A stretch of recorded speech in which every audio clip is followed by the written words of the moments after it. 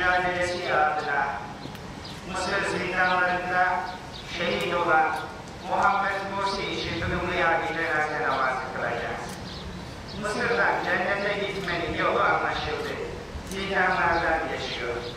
Kuyulara atılmadan, kervana katılmadan, kılıp satılmadan, zindanda yatmadan cennetin yolu Mısır'da yok. Allahu Ekber.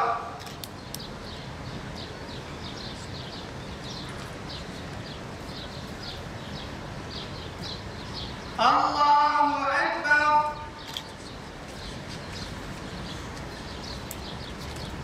Esselamu Aleyküm ve Rahmetullah. Esselamu Aleyküm ve Rahmetullah.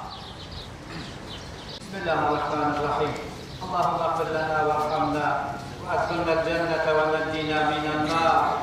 Allahümme arhamna fe inneke bina rahim ve la tuazzibna fe inneke ala zâlike qadir ve la tuhlikuna bima feale sufahâ'u minna. Rabbena kşif annel azâbe inna mu'minun. Her şeyden evvel Rabbim Muhammed Mursi'nin şehadetini kabul eylesin. Şehadet bizim için bir kazançtır, kayıp değildir. İslam ümmetinin başı sağ olsun. Rabbim onun şehadetini şu an yeryüzünde yaşayan bütün Müslümanların uyanışına, vahdetine vesile kılsın inşallah. Hepimiz onun şehadetiyle derin bir üzüntüye gark olduk. Bu üzüntümüzü de şu an burada Mardin'de olduğu gibi herhalde memleketimizin birçok şehrinde, hatta İslam ülkelerinin de herhalde akşam haberlerde göreceğiz. Birçok yerde bu üzüntülerini dile getirmek için gıyabi cenaze namazı kılındı. Biz de bu vesileyle toplandık. Rabbim rahmet eylesin. Rabbim onu Firdevs cennetinde Resulullah Aleyhisselatü Vesselam'a komşu eylesin inşallah. Muhammed Mursi maalesef zindanlarda kendisine belki verilen ilaçlardan veya yapılan işkencelerden dolayı maalesef Hakk'ın rahmetine kavuştu. Allah rahmet eylesin, mekanı cennet olsun.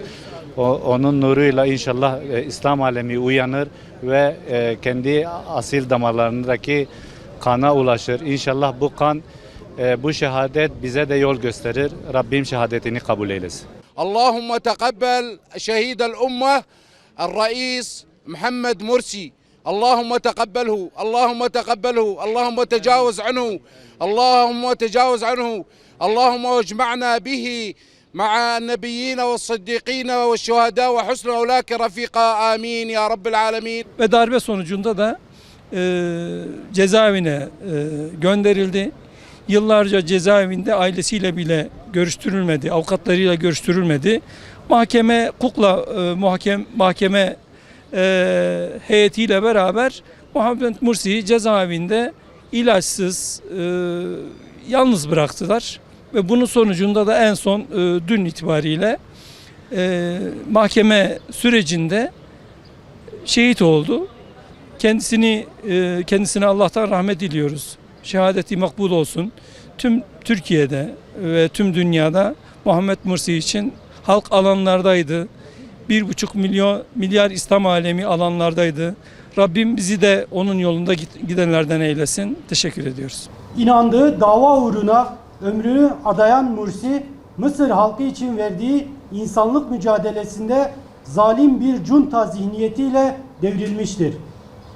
2013 Temmuz'unda kanlı bir darbe ile iktidarı ele alan Abdülfettah Es-Sisi, kan ve gözyaşı üzerine kurduğu iktidarını yine kanla beslemiştir.